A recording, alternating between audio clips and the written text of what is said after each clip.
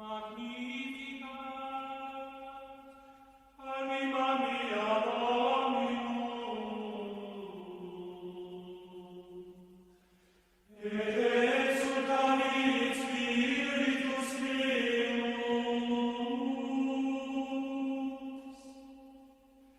in Deo salutari eimus. Bonjour à tous, dans notre vidéo précédente, nous avons répondu à Oumadvox qui accusait les chrétiens d'avoir inventé des dogmes à travers les siècles. Et dans cette vidéo, nous répondons à l'accusation qu'il fait sur les miracles et les apparitions. Donc là, je vais vous passer un extrait de son live où il répond à un auditeur qui lui demande que penser des miracles et des guérisons de Lourdes.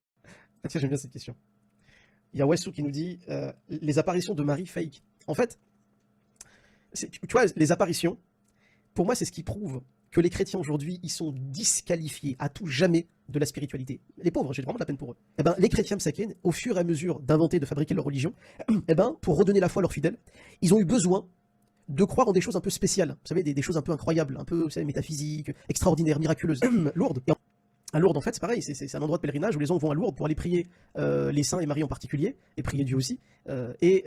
Selon eux, à Lourdes, en fait, Lourdes aurait comment dire, aurait des pouvoirs en fait guérisseurs.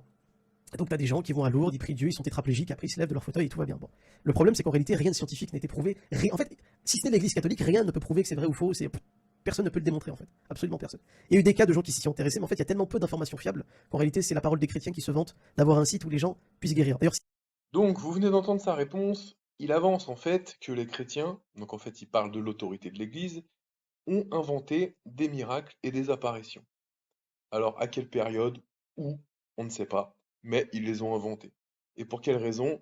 Parce que les chrétiens avaient, je cite, de gros problèmes de foi. On ne sait pas trop ce que ça veut dire, mais bref, les chrétiens ont tout inventé et sont donc disqualifiés à tout jamais, et il a de la peine pour eux. Personnellement, sa réflexion, je la trouve bizarre. Parce que là, on n'a même pas affaire à quelqu'un capable de mettre de l'eau dans son vin, qui aurait pu répondre à son auditeur quelque chose du style: attention avec le domaine du miraculeux, il faut être prudent avec ce genre de choses. Certes, la religion catholique, elle est connue pour ses miracles, il y a beaucoup de livres, de films, de reportages, de documentaires à ce sujet, mais ces miracles ne prouvent en rien la véracité de cette religion. Et puisque l'islam est la seule vraie religion, il aurait également pu dire quelque chose du style: tous ces miracles ne prouvent rien, nous aussi en islam on a la même chose. Et puis là, il aurait pu citer des exemples pour illustrer son propos. Mais en fait, non. La seule chose qu'il fait, sans aucune preuve bien évidemment, c'est de traiter les catholiques de menteurs pathologiques et d'imbéciles crédules en quelque sorte. Alors, n'en déplaise à Oumat Vox, qui a beaucoup de peine pour les chrétiens, il se trouve que le christianisme est la religion qui compte le plus de fidèles dans le monde, et que cette religion se distingue des autres par les miracles qui l'ont accompagnée depuis son commencement jusqu'à nos jours. Bref, je vous propose de définir ce qu'est le miracle et de préciser la place qu'il a dans le christianisme. Ensuite, nous parlerons des miracles bibliques, c'est-à-dire les miracles que firent les prophètes, Jésus, les apôtres, et nous les comparerons avec les miracles qu'ont opérés Mohammed et ses compagnons dans le Coran.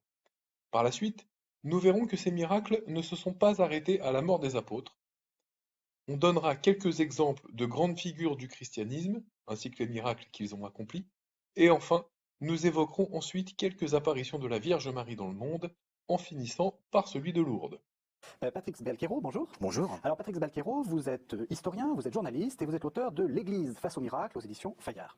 Alors pour commencer notre discussion, j'ai envie de vous demander une petite définition du miracle. C'est quoi pour vous un miracle? Un miracle, selon la tradition chrétienne sans doute la plus sûre, la plus certaine, c'est un signe envoyé par le ciel, par Dieu, revêtu d'un prodige. Et pas de n'importe quel type de prodige, d'un prodige matériel, presque vérifiable, observable, quantifiable selon certains, comme par exemple une guérison ou différentes choses. Il y a dans le miracle, dans la notion, j'allais dire contemporaine de miracle, toujours deux aspects. L'aspect donc signe, signifiant, un appel spirituel, Voilà, sa c'est ça. dimension vraiment Oui. spirituelle. Dieu fait signe aux hommes pour une raison ou pour une autre. Et l'aspect plus proprement sensationnel. Donc en général, ça peut être des guérisons, ça peut être des stigmates, ça peut être tout un tas de choses donc, que nous aurons certainement l'occasion de parcourir. Alors, affirmer qu'il ne puisse pas y avoir de miracles, qu'ils ne peuvent pas être connus avec certitude et qu'ils ne peuvent pas servir à prouver efficacement l'origine de la religion chrétienne est un motif d'anathème. Alors, concrètement, quels sont ces miracles? De quoi parle-t-on? Je m'excuse par avance, mais il y a tellement de miracles dans l'Église catholique, tellement de figures illustres qui ont opéré des miracles en tout genre, que je suis contraint de survoler le sujet seulement, sans entrer dans les détails. À présent, on va se focaliser sur les miracles de guérison, puisque ce sont les miracles les plus répandus et qu'ils sont souvent étroitement liés aux apparitions. Mais précisons tout de suite un point important. Pour ce qui est des révélations privées, comme les apparitions, même celles qui sont reconnues officiellement par l'Église n'engagent pas une adhésion de foi des fidèles. L'Église laisse la liberté aux fidèles d'y croire ou non. Donc, quand Umad Vox dit que ces apparitions ont été inventées pour grossir le nombre de fidèles, cela n'est pas vrai, puisqu'il n'y a rien de dogmatique quant à la croyance en ces apparitions. Ces miracles et ces apparitions ne sont donc pas la cause de notre foi. Bien entendu, ils peuvent contribuer à la solidifier ou à servir de preuve complémentaire pour prouver que notre religion est vraie, mais jamais ils ne constituent l'unique raison de notre foi. Donc, on perd beaucoup de déclarations où on sait qu'on ne pourra pas les croire. D'autant que l'Église ne veut pas baser la foi sur le merveilleux. Hein. Donc, parce qu'il y a toujours un risque de baser la foi sur le merveilleux, ça fait rentrer dans le fidéisme si on n'utilise pas la raison, et pire encore dans l'illuminisme. Contrairement aux lieux saints de l'islam, qui se résument principalement à la Mecque, Médine et Jérusalem, il existe pour le catholicisme un nombre bien plus important de lieux de pèlerinage, et à chaque continent. Rien qu'en France, il y en a un paquet, le plus connu étant Lourdes, La Salette, Pontmain et bien d'autres. Et justement, ce que ne comprend pas Umad Vox, c'est que si les catholiques croient à ces miracles et à ces apparitions, et s'il existe autant de lieux de pèlerinage sur lesquels les catholiques se rendent chaque année, c'est parce qu'ils ont la foi. À titre personnel, j'ai déjà fait le pèlerinage de Chartres. Pèlerinage de Chartres, chaque année, c'est plus de 10 000 pèlerins qui marchent pendant 3 jours, depuis Paris jusqu'à la cathédrale de Chartres. Et marcher 3 jours en dormant par terre, on fait pas ce genre de choses si on n'a pas la foi. D'ailleurs, à l'issue d'un débat islamo-chrétien, un catholique avait posé la question suivante à un musulman. Alors, une question pour nos amis. Cette question, c'est juste un chiffre, et ensuite, après, je pose ma question. La première, c'est combien il y a de pèlerins par an au pèlerinage de la Mecque? C'est 2,5 millions. Combien il y a de pèlerins à Lourdes, en France? 8 millions. Voilà. Et à Paris, le nombre de pèlerins à la médaille miraculeuse, c'est 3 millions. Donc en fait, Paris est un lieu de pèlerinage plus important que la Mecque, en termes de nombre de personnes. Moi, ma question, c'est la suivante, c'est merci. Pourquoi il y a autant de gens pourquoi autant de monde sont attirés par ces lieux de pèlerinage? Parce qu'en fait, il y a beaucoup de miracles, et ça c'est vrai, parce que mon propre grand-père a été sauvé à Lourdes en se baignant dans la piscine, et c'est pour ça que je suis là aujourd'hui à vous parler. Est-ce que vous avez des témoignages de miracles qui sont arrivés dans votre religion, qui ont sauvé, et où le Dieu créateur a pu sauver? Merci. Parce qu'en fait, c'est toi qui as apporté les questions. En fait, excuse-moi, tu as posé 2 questions, d'accord? En fait, c'est des questions rhétoriques. En réalité, Jésus t'a déjà répondu. Parce que lorsque tu me dis que les musulmans, ils sont 2 millions à la Mecque, et que vous êtes 8 millions à Lourdes, donc c'est-à-dire que selon toi ici, le chiffre est une garantie de véracité. Aurais-tu oublié ce qu'a dit Jésus dans le livre de Matthieu chapitre 7, verset 14? Est-ce que Jésus n'a-t-il pas dit: efforcez-vous de rentrer dans le chemin étroit, car large et spacieuse, et la voie qui mène à la perdition, et nombreux sont ceux qui l'empruntent? Donc là, vous le voyez, au lieu de répondre, il fait une pirouette en citant un verset qui n'a aucun rapport. Alors, ça amuse la galerie, certes, très bien, mais ça ne répond pas à la question qui est importante. Y a-t-il des miracles au pèlerinage de la Mecque? Mais il esquive la question. Pourquoi? Pour y voir plus clair, procédons à une comparaison entre les personnages clés du christianisme et de l'islam. Selon les textes saints de ces 2 religions, nous avons d'un côté Jésus. Bien qu'Israël n'ait plus jamais connu de prophète aussi grand que Moïse, Jésus a fait des miracles que personne n'avait jamais encore réalisés. Il a fait des miracles que seul Dieu peut faire, comme redonner la vue à un aveugle-né, pardonner les péchés, et j'en passe. Jésus a donc accompli tous ces miracles non seulement pour prouver qu'il était le Messie attendu, mais aussi dans l'intention de faire éclater sa puissance divine. Mais puisque les prophètes avant Jésus faisaient eux aussi des miracles, alors en quoi le fait que Jésus fasse des miracles prouverait sa divinité? En fait, lorsqu'un prophète fait un miracle, ce n'est pas lui-même l'auteur du miracle. Il n'opère pas le miracle de sa propre vertu humaine. L'auteur du miracle, c'est Dieu qui agit à travers ce prophète. Alors que Jésus, lui, a fait tous ces miracles de par sa propre vertu. Et c'est là toute la différence. La preuve supplémentaire de sa divinité, c'est que c'est lui qui donnera la puissance nécessaire à ses fidèles de faire des miracles. Et c'est bien au nom du Christ qu'ils firent des miracles. À cela, les prédicateurs mahométans aiment objecter que Jésus ne fait pas lui-même tous ces miracles, car il ne peut rien faire de lui-même, et que c'est en fait le Père qui demeure en lui qui fait ses propres œuvres. Mais le fait que ce soit le Père qui fasse ses propres œuvres ne contredit pas que le Fils en soit lui aussi l'auteur, car le Père est dans le Fils et le Fils est dans le Père. Ici, Jésus prouve clairement qu'en plus de sa nature humaine, que nous partageons avec lui, il possède la nature divine avec laquelle il demeure dans le Père. En effet, tout ce que le Père fait, le Fils le fait pareillement, ce qui est normal, puisque le Père et le Fils sont un. Donc, que signifient ces paroles « le Fils ne peut rien faire de lui-même » ? Tout simplement, en ce sens que le Fils ne peut rien faire qui soit en opposition, en désaccord avec le Père. Et il ne dit point qu'il ne fait rien de contraire, mais qu'il ne peut rien faire pour montrer l'égalité absolue du Père et du Fils. Ce n'est donc point la faiblesse du Fils, mais sa puissance considérable qui ressort de ces paroles. Ainsi, lorsque nous disons « il est impossible que Dieu commette le péché », nous n'accusons pas son impuissance, mais nous attestons sa puissance ineffable.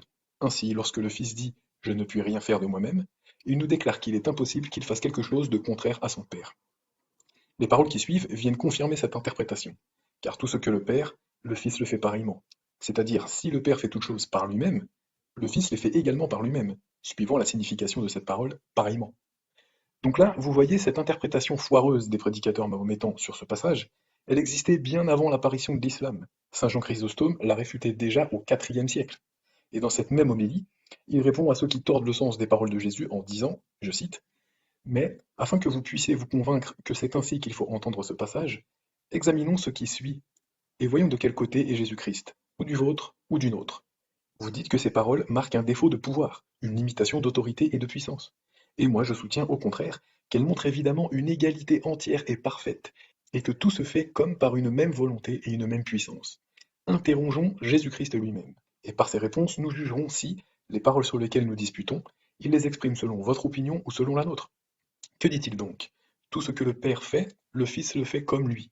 Ne voyez-vous pas qu'il renverse et détruit absolument votre opinion, au lieu qu'il établit et confirme la nôtre? En effet, si le Fils ne fait rien de lui-même, le Père aussi ne fera rien de lui-même, puisque tout ce que fait le Père, le Fils le fait également. Bref, ce qu'il faut retenir de tout ça, c'est que comme le Père est à l'œuvre, le Fils aussi est à l'œuvre. Et de toute façon, le simple fait que Jésus donne à ses disciples le pouvoir de faire des miracles en son nom met définitivement fin à tout débat. Maintenant, si on compare tout ça avec le Coran, on voit que Jésus, en l'espace de 3 ans de vie publique, a fait tellement de miracles qu'aucun livre ne pourrait les contenir, qu'il est lui-même l'auteur de ces miracles, et qu'il a transmis le pouvoir de faire ces miracles à ses fidèles. Par contre, le prophète de l'islam, le dernier des prophètes, n'a fait aucun miracle durant sa vingtaine d'années de prédication, et aucun de ses compagnons ne faisait de miracle en son nom. C'est problématique, car les musulmans prétendent que tous les prophètes, comme Moïse, étaient musulmans, et pourtant aucun miracle pour Mohammed. Certains musulmans rétorquent que le principal miracle de Mohammed est le Coran lui-même. Alors là, premièrement, il n'y a qu'un musulman pour se persuader que le Coran est un miracle. Et deuxièmement, les musulmans affirment que le Coran est la parole incréée de Dieu. Donc si le Coran est la parole incréée de Dieu, c'est bien Dieu qui est l'auteur de ce miracle qu'est le Coran, et non pas Mohammed lui-même. Ceci étant dit, certains musulmans affirment que Mohammed et ses compagnons firent bien des miracles. Mais pour le prouver, ils sont obligés de faire appel à des sources externes au Coran, comme la biographie du prophète, les tafsirs, les hadiths. Et ces sources ne font pas l'unanimité chez tous les musulmans. Prenons le cas des hadiths. Ils sont tardifs, plus le temps passe, plus leur nombre ne cesse de croître de manière exponentielle, et seulement une petite partie d'entre eux furent reconnus authentiques.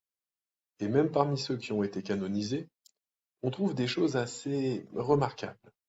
Par exemple, Satan qui s'enfuit en pétant lors de l'appel à la prière, ou encore Mohammed qui, révolté par le crime d'adultère commis par une guenon, se joint aux singes qui sont en train de la lapider.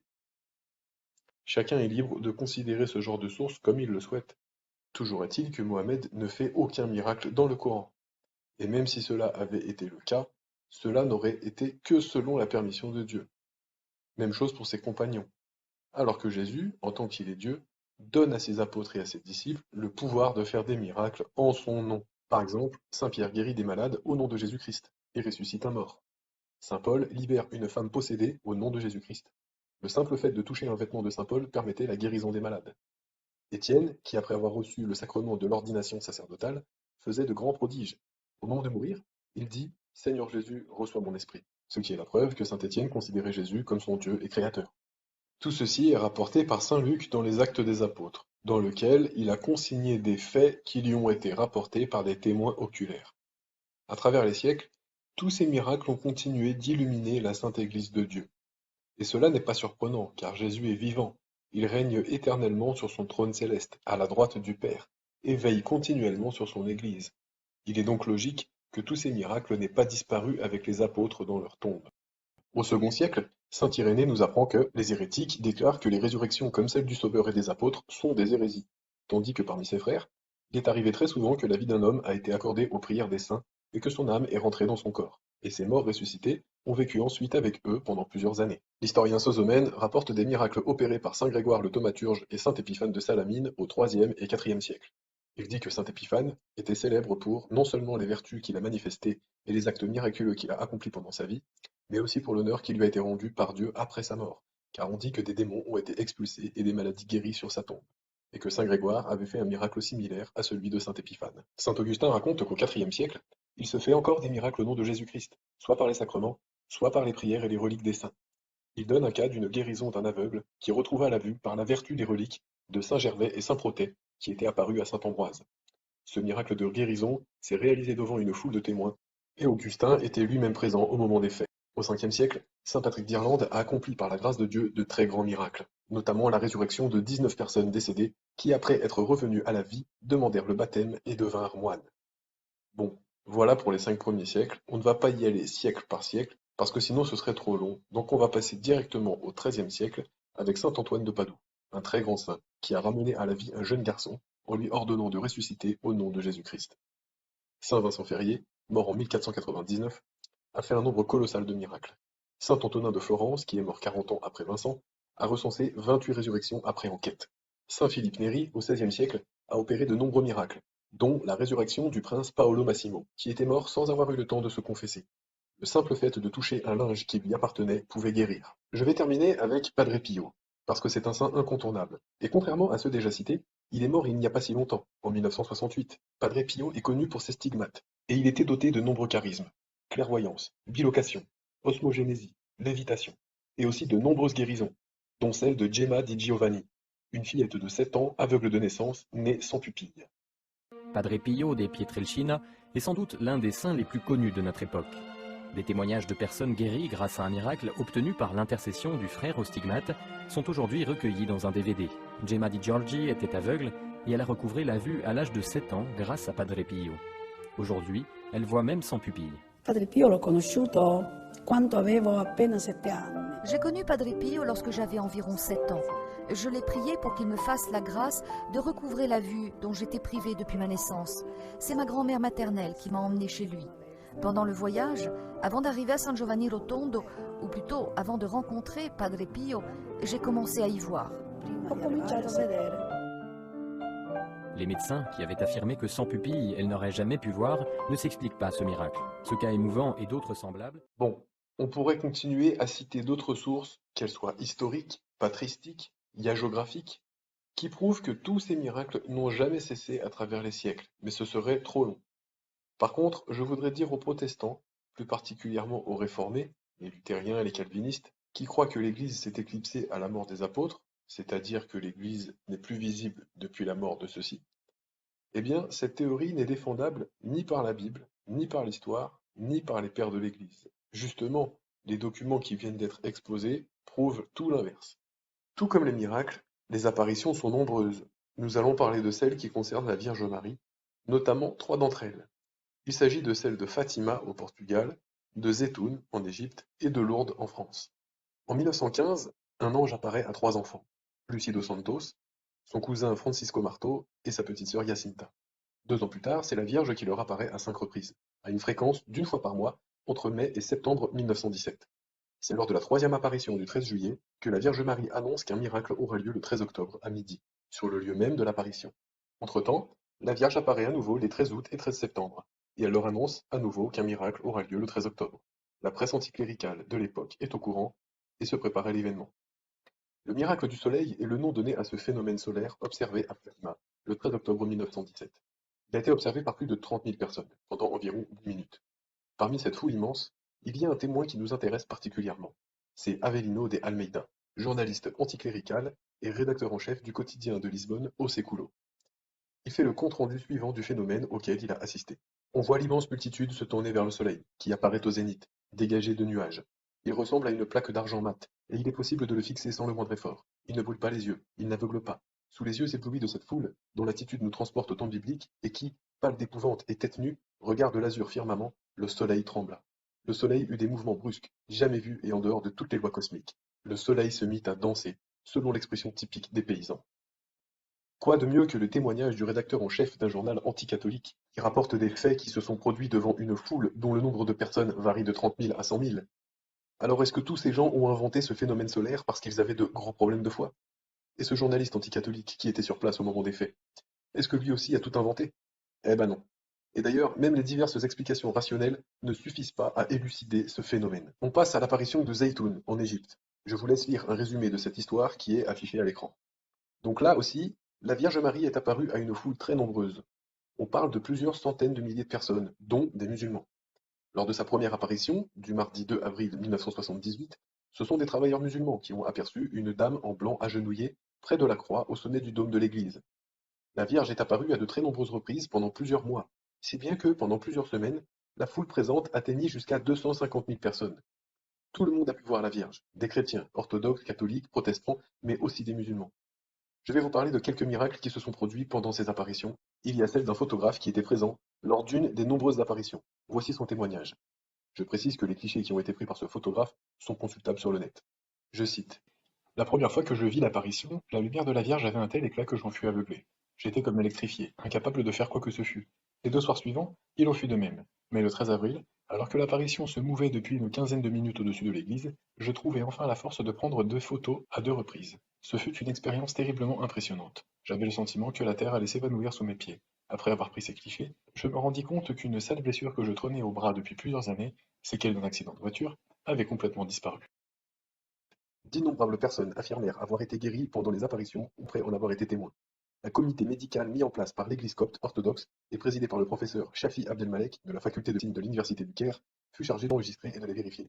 Parmi les cas les plus spectaculaires, on peut citer Sami Abdelmalek, 40 ans, guéri d'un cancer de la vessie en phase terminale, Fatma Zahireda, une musulmane pieuse, atteinte d'une affection incurable de la glande thyroïde, une autre musulmane de 20 ans, guérie de troubles nerveux ayant entraîné la cécité et l'aphasie, William Nashed Zaki, médecin réputé de Choubra, guéri d'une hernie qui perdurait depuis 3 ans, et une dame de 45 ans guérie d'une paralysie. Il y a aussi Cynthia Nelson, professeure d'anthropologie à l'université américaine du Caire, qui s'est rendue sur place et qui rapporte les faits suivants. Un sociologue musulman marxiste de l'une des universités nationales et moi-même discutions du phénomène Zaytoun. Il a déclaré qu'il était extrêmement perturbé par le fait que l'apparition était observée par des personnes très instruites, éduquées et cultivées, c'est-à-dire des personnes qu'il identifiait comme une élite intellectuelle, et que cela menaçait son monde considéré comme acquis. Il serait plus compréhensible qu'une telle chose se soit produite en Haute-Égypte, où l'on sait que les paysans croient beaucoup aux phénomènes surnaturels de ce genre. Mais les médecins, les scientifiques, les professeurs, ces gens sont plus rationnels.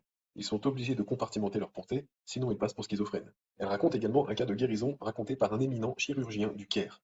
Un de mes patients que j'avais opéré d'un cancer il y a 2 ans est revenu à mon cabinet il y a 3 semaines pour un contrôle. Après examen, j'ai découvert que l'homme avait une autre tumeur. J'ai effectivement senti la tumeur pendant l'examen interne et j'ai prélevé un morceau de tissu pour une biopsie. Lorsque le test a montré qu'elle était maligne, j'ai recommandé une opération immédiate, mais l'homme a refusé, disant qu'il n'avait pas assez d'argent et a quitté le cabinet. 2 semaines plus tard, il est revenu et a demandé un autre examen.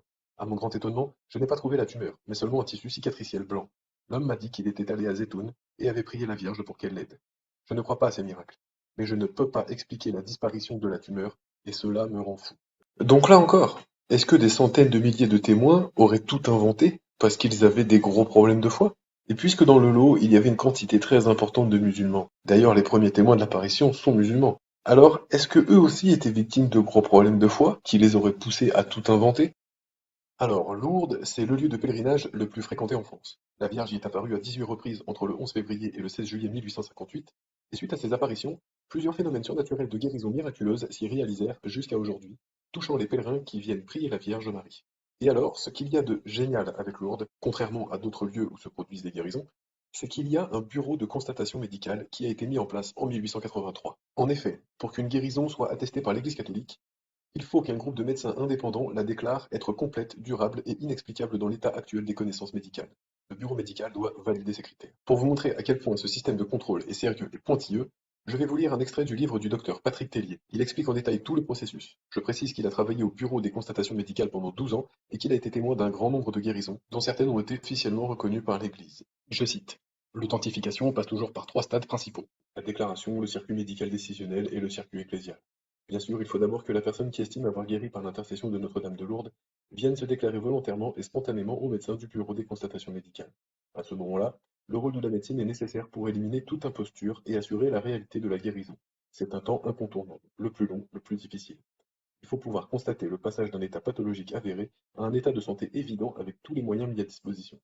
On recherche ainsi des explications rationnelles, mécaniques à cette guérison, en se rappelant que les médecins qui examinent les guérisons se reconnaissent tous dans une logique scientifique et rationnelle, et pour mener à bien leur tâche, ce doivent en être les dignes représentants. Pour que l'étude médicale puisse conclure en faveur d'une guérison certaine, définitive et médicalement inexpliquée en l'état des connaissances médicales, il est toujours nécessaire de considérer la guérison à partir de la grille des critères mis en point entre 1734 et 1737 par le cardinal Prosper Lambertini, adopté à Lourdes à la demande du pape Pie X en 1908, qu'on peut traduire en latin de cette façon. Premièrement, il faut que la maladie soit grave, que son pronostic soit défavorable.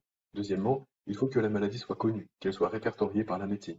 Troisièmement, il faut que cette maladie soit organique, lésionnelle, c'est-à-dire qu'il y ait des critères objectifs, biologiques, radiologiques. Quatrièmement, il ne faut pas qu'il y ait de traitements qui viennent interférer dans la guérison. Cinquièmement, ce critère est très important, c'est qu'au moment de la guérison lui-même, la guérison doit être subite, soudaine, instantanée et sans aucune convalescence. Après la guérison, il y a encore 2 critères. Il faut que ce ne soit pas simplement une régression des symptômes, mais bien un retour de toutes les fonctions vitales. Et enfin, que ce ne soit pas simplement une rémission, mais bien une guérison, ce qui veut dire quelque chose de durable et de définitif. On voit qu'il s'agit paradoxalement de critères uniquement médicaux. Ces critères médicaux furent donc adoptés pour les guérisons de Lourdes jusqu'à ce jour. L'étude de la guérison débute avec celle du médecin permanent qui l'expose aux médecins présents à Lourdes, puis à un comité d'experts, le Comité médical international de Lourdes, qui se réunit une fois l'an pour certifier les guérisons déjà étudiées par le corps médical sur place. Le dossier est alors transmis à l'Église, en l'occurrence à l'évêque du diocèse de Guéry, qui prend généralement un avis médical supplémentaire et réunit une commission canonique. C'est lui, après avoir encore réuni des experts médicaux et canonistes, qui décide seul s'il est juste et bon de faire une déclaration canonique de miracle sur laquelle on ne reviendra pas. Depuis 160 ans maintenant, les archives du bureau médical ont accumulé plus de 7400 guérisons déclarées. Durant les 12 années que j'ai passées à Lourdes, je recevais une 50aine de déclarations volontaires et spontanées par an. À ce jour, seulement 70 miracles ont été admis, soit moins de 1% de guérisons alléguées. L'Église est donc extrêmement prudente face à ces phénomènes de guérison miraculeuse. Sur 7000 miracles recensés, seulement 70 ont été reconnus par l'Église. Ça ne fait même pas 1%. Et comme le dit cet historien, une enquête dure en moyenne 10 ans. Mais qui aurait mérité certainement une analyse plus approfondie. Et il est évident que les paramètres utilisés par les médecins des 2 instances sont extrêmement durs. Vous avez, à titre d'exemple, la nécessité, si vous voulez faire entendre votre voix et votre cas, eh bien de fournir l'intégralité. Quand je dis bien l'intégralité, donc dossier médical avec tout votre profil. Une enquête en moyenne dure 10 ans.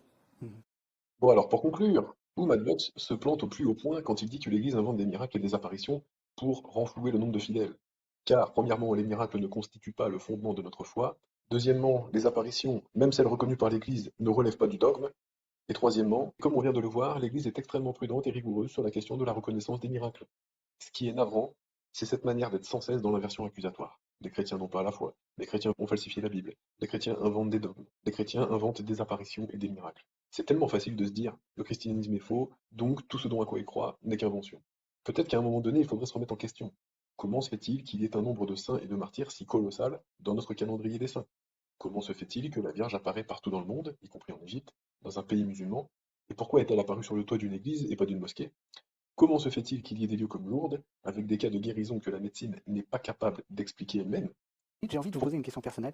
C'est quoi le miracle qui vous a le plus intéressé ou que vous trouvez le plus touchant? Enfin, votre miracle à vous?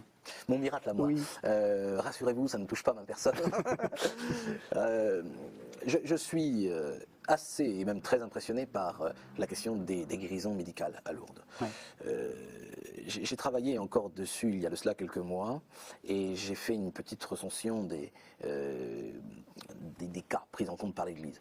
Et on aura beau dire, on aura beau faire, les cas sont réellement au jour d'aujourd'hui. En l'état actuel des connaissances, comme disent les textes, on ne peut pas en rendre compte scientifiquement. Les gens, les miraculés en question, étaient vraiment malades dans un sens où ils étaient incurables. Incurables, parfois au seuil de la mort. Donc, on pourra me fournir et me donner toute une série d'explications qui peuvent être intéressantes, avec un dynamisme intérieur, les ressorts de la foi, enfin tout ce que vous voulez, mais en l'occurrence, on est incapable. La raison humaine est incapable d'expliquer. Pourquoi aucun miracle n'est accompli par Mohamed et ses compagnons dans le Coran? Pourquoi si peu de lieux saints et de pèlerinage en islam? Où sont les lieux où le prophète ou sa mère seraient apparus dans le monde? Sont-ils déjà apparus? Si oui, y avait-il des foules de témoins comme à Fatima, Zeytoun pour le confirmer? Où sont vos Lourdes? Où sont vos Padre Pio? Car ce n'est quand même pas de notre faute si vous n'avez rien de tout ça. Donc ce n'est pas la peine de nous accuser de vantardise. En réalité, c'est la parole des chrétiens qui se vantent d'avoir un site où les gens puissent guérir. Je précise que cette vidéo n'a pas été réalisée dans le but de se vanter, ni de rabaisser qui que ce soit, mais juste pour répondre en apportant des faits. Maintenant, libre à chacun de croire ou non à ces faits. Mais en tout cas, on recommande à tout le monde, notamment aux personnes comme ce musulman qui a questionné Oumad Vox sur cette question des apparitions de Lourdes et des miracles, de creuser le sujet et de méditer sur ce qui a été dit dans cette vidéo. Avant de finir, je voudrais juste m'adresser à nos frères protestants pour leur dire que non, le culte des saints n'est pas une invention de l'Église romaine. La croyance en l'intercession des saints, c'est quelque chose qui remonte à très loin dans l'histoire de l'Église. Donc on pourrait faire des débats à n'en plus finir pour savoir si cette croyance est biblique ou non. Mais comme c'est le cas pour la divinité de Jésus, les chrétiens ont toujours cru en sa divinité. C'est pareil pour le culte des saints. Et tous ces miracles qui s'opèrent à Lourdes et dans d'autres sanctuaires, toutes ces grâces qui sont accordées aux catholiques qui sollicitent l'intercession des saints, tout ça est bien la preuve que les saints intercèdent. C'est factuel. Les saints sont vivants, et bien plus vivants que nous puisqu'ils sont auprès de Dieu, et ils portent nos prières à Dieu. Je vous laisse en vous recommandant la lecture du livre du docteur Tellier. Vous pourrez voir des cas de guérison divers et à chaque fois uniques. Vous verrez que bien souvent les miraculés sont en fait des personnes déjà croyantes, mais pas toujours. Et en tout cas, ce qui est frappant, c'est que ces personnes, après avoir été guéries, finissent le restant de leur vie dans la discrétion et dans une piété remarquable. Une des plus belles. Alors on me dit toujours quelle est la plus belle guérison que vous ayez jamais connue. Alors, ben, je dis c'est donc une jeune femme qui me téléphone au mois de septembre de l'année c'était 2004. Elle me dit voilà j'ai trouvé votre téléphone dans le petit livre, un petit livre que ça c'est un petit livre que j'ai fait sur si on parlait des miracles. Ça s'adresse avant tout à des jeunes. Hein, on l'utilise beaucoup en catéchèse sous forme de questions-réponses sur les miracles, mais à partir de là je donne un peu une catéchèse quoi. Et donc elle avait trouvé mon téléphone. À la fin je mets le téléphone du bureau médical. Donc elle m'appelle, elle dit est-ce que je peux vous parler de moi? Je dis oui, je suis là pour ça. Bon ben voilà, écoutez, j'ai 32 ans. Je suis venu à Lourdes le 1er, 2 et 3 juin de cette année et j'étais atteinte d'une rectocolite hémorragique. Alors ceux qui savent ce que c'est qu'une rectocolite hémorragique, c'est une maladie quand même auto-immune très grave qui provoque donc des troubles intestinaux importants, encore, enfin des abcès un peu partout, vous pouvez imaginer. Et donc c'était vraiment une forme grave, d'après ce qu'elle me racontait. Et elle me dit voilà, je suis arrivé à Lourdes, je ne connaissais pas Lourdes. J'étais entraîné par une amie, mais je suis arrivé seul. Et là, je ne savais pas où aller, et tout d'un coup, j'ai vu une queue de femmes. C'était la queue pour les piscines. Alors je me suis mis dans la queue sans savoir où j'allais. Bon, oui, quoi, bon. Donc je suis rentré là dans les piscines. Là, on m'a déshabillé, on m'a mis un truc autour de tout glacé là, autour de moi. Et puis il y avait la baignoire, et on m'a demandé de descendre dans l'eau. J'ai descendu dans l'eau. Et à ce moment-là, elle me dit j'ai eu la révélation que Dieu m'aimait. Et c'était tellement fort que j'ai commencé à pleurer. Et je suis sorti de là en pleurant comme tout jusqu'au soir. Et le soir, je me suis dit, mais ça va, je ressens plus rien, j'ai plus de diarrhée, tiens, qu'est-ce qui se passe? Et le lendemain matin, tout allait bien. Et elle me dit, depuis, je n'ai plus aucun symptôme. Ah, bon, alors, je lui dis quand même, vous prenez plus de traitement? Ah, plus rien, elle me dit. Vous faites plus de régime? Ah non, plus de régime, alors que normalement c'est un régime strict pour ce genre de maladie. Alors je lui dis, vous avez revu votre médecin? Ah non, je ne veux pas le revoir, ça sert à rien, de toute façon, quand même. Alors je lui dis comme ça, alors vous avez vu un prêtre, votre aumônier, que sais-je? Ah, il dit non, j'en connais pas. Je dis, pourquoi vous n'en connaissez pas? Ah, ben, je suis musulmane. Oula, bon d'accord, alors là ça complique encore plus. Bon, donc elle était musulmane, mariée avec un musulman, fille de musulmane. Voilà, alors vous voyez, quand même des choses extraordinaires. Je peux vous dire la suite, c'est qu'elle est revenue quand même, j'ai pu l'examiner, la voir, etc. C'était un peu folklore parce que où l'envoyer pour aller plus loin, si vous voulez, c'était quand même compliqué vu que toute la famille est musulmane. Et alors, j'avais eu l'occasion d'aller là où elle habitait. Je vous donne pas plus bon, je ne donne pas son nom et tout ça, parce que pour une musulmane, c'est pas évident à vivre, et ce qu'elle a vécu après a été assez dur. Et j'ai vu qu'elle habitait à 100 mètres de l'évêché. Alors je dis, vous allez voir l'évêque, c'est simple, vous allez voir l'évêque du lieu. Alors elle me dit oui, mais quelques mois après, je vois l'évêque en question, je lui dis, alors vous avez vu cette musulmane qui a guéri à Lourdes? Il me dit non, personne. On dit ça m'étonne. Alors je la rappelle et je lui dis, bah écoute, t'as pas été voir l'évêque comme je t'avais demandé? Oh, elle dit non, j'ai été plusieurs fois jusqu'à la porte, mais j'osais pas sonner parce que vraiment, vous voyez, moi, musulmane, non, c'est impossible. Oh, je lui dis, écoute, j'ai revu l'évêque, je l'ai prévenu que tu allais le voir, franchement, ça vaut le coup que tu y ailles. Et alors, après, l'évêque, je l'ai revu, il m'a dit, bah, elle est venue, et vraiment, il était encore ému hein, de son témoignage. Ils sont restés longtemps ensemble et cette fille est maintenant a fait 2 ans de catéchuménat et elle est baptisée. Elle a demandé le baptême.